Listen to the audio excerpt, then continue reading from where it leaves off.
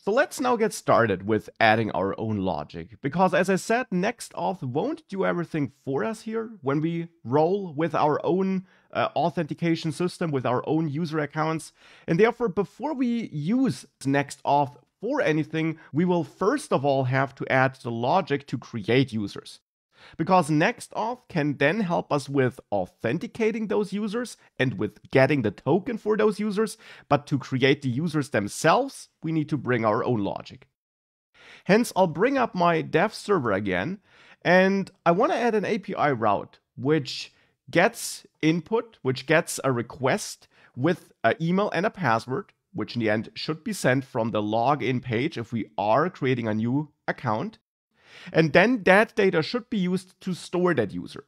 And I will use MongoDB again as a database for storing the user data, but you can go with any database you want. It doesn't have to be MongoDB, but MongoDB, especially when using MongoDB Atlas, is just great to use, free to get started, easy to use with JavaScript, and already hosted for us. So that's great. Hence, we'll need to add an API route and therefore this API folder in the pages folder. And in that API folder, I'll then add an auth subfolder. And in that auth subfolder, a Signup.js file. Now the file name is up to you.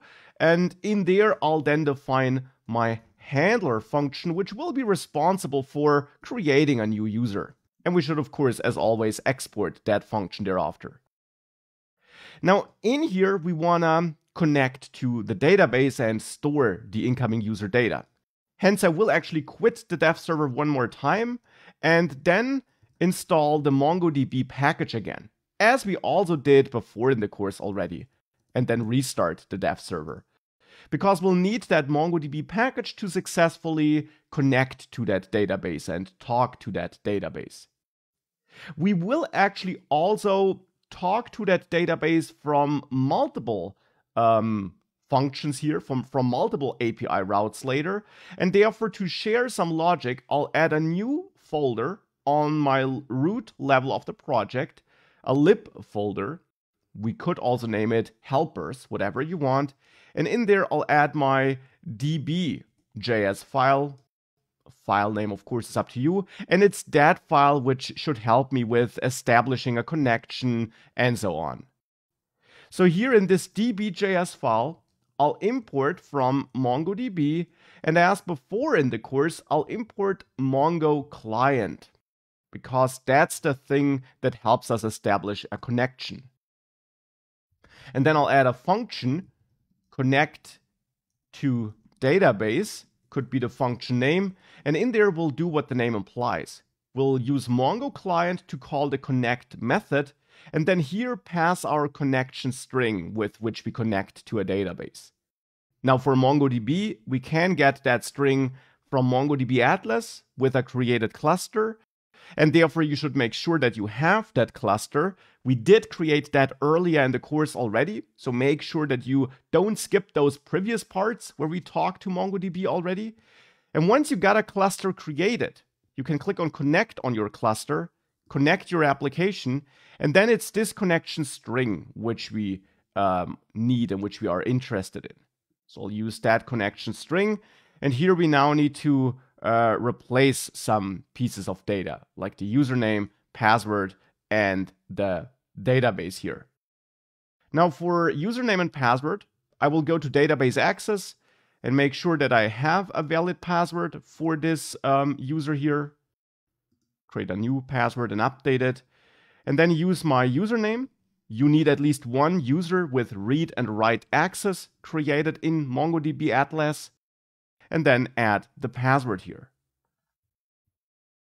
And then for the database name, I'll name this auth-demo, but that database name is up to you. That's now the connection string. Now connect returns a promise, and to use async await, I'll add async in front of the function and then await this connection result here, or to be precise, the connected client, which we get back as a response. Now, this could be failing, but for the moment, let's ignore that. And let's then just return that client here, maybe. so that when someone calls connect to database, that someone gets this client. Now that function should be usable from outside this file, so we'll export it. And now back in the Signup.js API route, here I first of all want to call connect to database, and hence import this from that lib folder and the db file.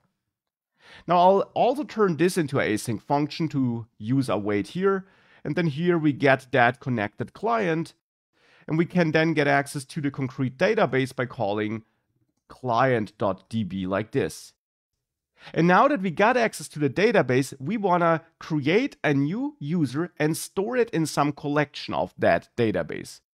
Because as you learned before in this course already, MongoDB works with collections of documents, where a single user would be a document and all the users would be stored together in a collection. We get access to a collection by calling the collection method onDB, and we can use any collection we want. If it doesn't exist yet, it will be created on the fly. So here we could maybe work with a users collection. Now to get the submitted user data, we should accept the request and response objects here in our API route function. You learned that API route functions give us access to the incoming request and then also to this response object to send back a response. And then we want to extract the incoming data. And actually, we maybe want to do that first, so that we only proceed as soon as we know that we have valid data. So here we then basically get our data by accessing request body. And then from there, we get our, let's say, email and password. And these key names are up to you. I will extract them from the incoming request body. We will just have to make sure that later when we submit this form, this auth form, that we actually do add email and password to the request which we send to this API route when we want to create a user. So therefore now we got that.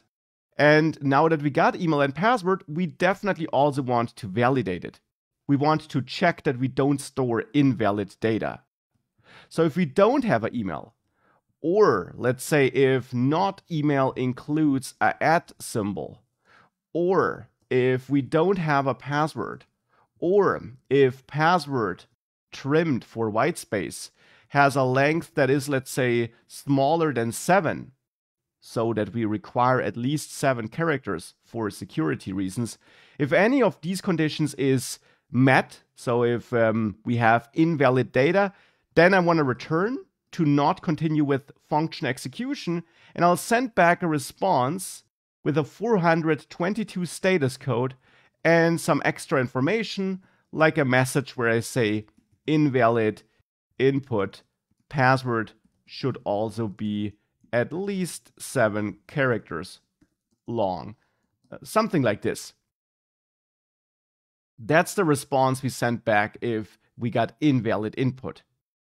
If we make it past this if check though, we know that we have valid input, and then we want to store our user data in the database, so in that user's collection. Hence here we want to insert a new document. We can do this with insert one as we saw before in the course. And we can create that document on the fly here and simply add the email field, which is that extracted email we got here, and then the password.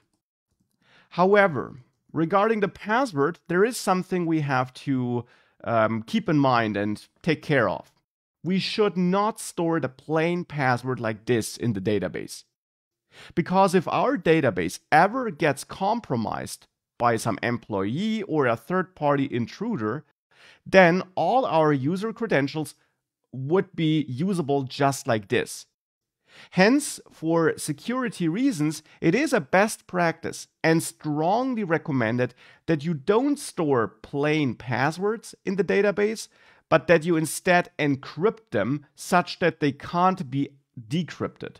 And we will still be able to verify them later, no worries, but we want to make sure that we store passwords in encrypted form. And to encrypt passwords, we can install another third-party package with npm install, and that's bcrypt auth.js, like this. That's a package which helps us encrypt passwords, or encrypt any kind of data, of course, but we'll use it for a password here.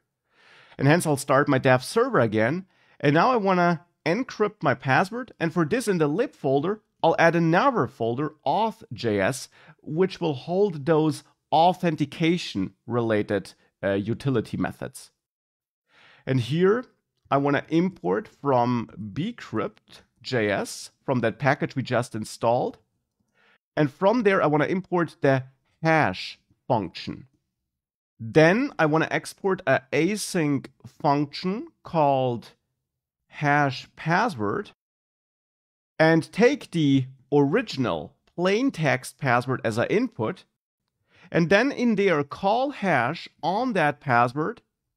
And the second argument then should be a number of salting rounds, which in the end will influence how strong that password is. And here a value of 12 is considered to be safe. The higher the number, the longer this function will take. The lower the number, the more insecure it is. So 12 should be an okay value. And hash will then also return a promise, which eventually gives us that encrypted password. So we can await this to have our hashed password here in the end.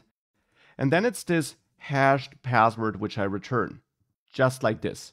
Now back in Signup.js, we therefore now want to create such a hashed password and store that in our collection instead of the plain password. So here I get the hashed password by calling hash password and importing that function from the lib folder and the auth file there. And then to hash password, we pass our plain text password. And then it's this hashed password which we store in the document, so in the collection overall. Now insert1 also returns a promise, so we can await this. And this will return the result of this operation, which then, for example, gives us access to the automatically generated user ID. Now with that, we're storing a user in the database. And now I want to send back a response, therefore, a success response, where we say something like created user. Now I'll not implement error handling here, since I really want to focus on the core auth parts, and we saw error handling with MongoDB and so on in action before already, and hence I'll keep this lean and focused on the parts that are related to user creation in this case. And therefore now we should be able to test this. In the next lecture, let's make sure that we send a request to this signup API route.